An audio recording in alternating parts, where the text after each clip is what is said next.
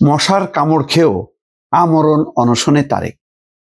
কেন মশার কামড় খেয়ে আমরণ অনশনে যাবে তারেক? তারেক হচ্ছে আম জনতা দলের সদস্য সচিব তারেক রহমান।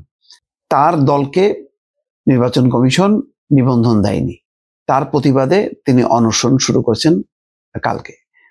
নির্বাচন কমিশনের মূল ফটকের বাইরে তিনি কালকে সারা রাত অনশনে ছিলেন। প্রচন্ডভাবে মশার কামড় খেয়ে একেবারে রীতিমতো কাহিল অবস্থা, তারপরেও তিনি অনশনে আছেন। আমি কালকে একটা ছোট ভিডিও করেছিলাম, আমার ভয়েস বাংলা পেজে ছিল, যে রফিকুল আমিন, ডেস্টিনি রফিকুল আমিনের দল আম জনগণ পার্টি সম্ভবত নাম, এটা যদি নিবন্ধন পায় তাহলে তারেক রহমান কেন পাবে না? কালকে 3টা রাজনৈতিক দলকে দিয়েছে, অন্তত 2টার বেলায় আমি বলবো যে সঠিক এনসিপি এবং বাংলাদেশের সমাজতান্ত্রিক দল মার্ক্সবাদী। এটা অত্যন্ত পুরনো রাজনৈতিক দল, ঐতিহ্যবাহী রাজনৈতিক দল, বাংলাদেশের ত্যাগী রাজনীতি, মানে সংগ্রাম, ত্যাগ, তিতিক্ষা জনগণের জন্য সেটি করেছে, এটা সঠিক সিদ্ধান্ত নিয়েছে। কিন্তু আমার যথেষ্ট আছে, মানে আপত্তি আছে এবং আমার ভিতরে প্রশ্ন আছে। রফিকুল আমিনের ডেস্টিনির যে দলটাকে দেয়া হলো, তাই যদি হয় তাহলে এই আম জনতা দলের সদস্য সচিব তারেক রহমান, তাকে কেন দেওয়া হবে না?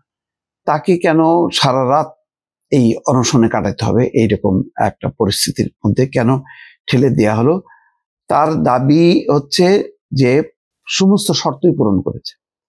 তিনি বলছেন আমরণ অনশনের জন্য আমি একাই যথেষ্ট, আমাদের কেন্দ্রীয় কমিটিতে 141 সদস্য রয়েছে, সবাই এখানে এলে বিষয়টি কেমন দেখাবে? এটা শক্তি প্রদর্শনের জায়গা না। তিনি শান্তিপূর্ণ গণতান্ত্রিক উপায়ে দাবি আদায়ের জন্য তিনি অনশনে যোগ দিয়েছেন, নিজে অনশন করছেন। নিবন্ধনের বিষয়ে ইসিকে বহুবার বলেছে, কিন্তু তাদের কোনো সাড়া নেই। এখন কেন নেই, কি কারণে নেই, এই বিষয়টা স্পষ্ট করতে হবে। যদি এনসিপি কে শাপলা, মূলত আসলে শাপলাই দিয়েছে, যদিও তারা শাপলা কলি নাম দিয়েছে, দিয়ে যদি এই কনসিডারটা করা হয় এনসিপির ক্ষেত্রে, তাহলে তারেকের ক্ষেত্রে কেন করা হবে না?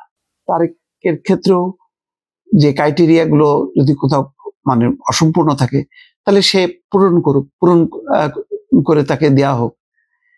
এখানে তো নির্বাচন কমিশন জেদ ধরে বসে থাকতে পারে না। কারোর ক্ষেত্রে উদার হবে, কারোর ক্ষেত্রে ফেভার করবে, আর কারোর ক্ষেত্রে কোনো রকম তোয়াক্কা করবে না, এটাও তো ঠিক না।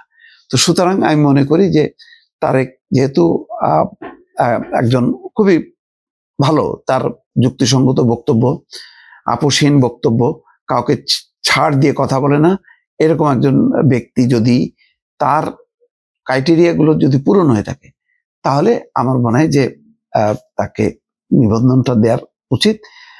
যেভাবে সে আমরণ অনশন শুরু করেছে, এটা খুব ভালো দেখাচ্ছে না বর্তমান পরিস্থিতিতে।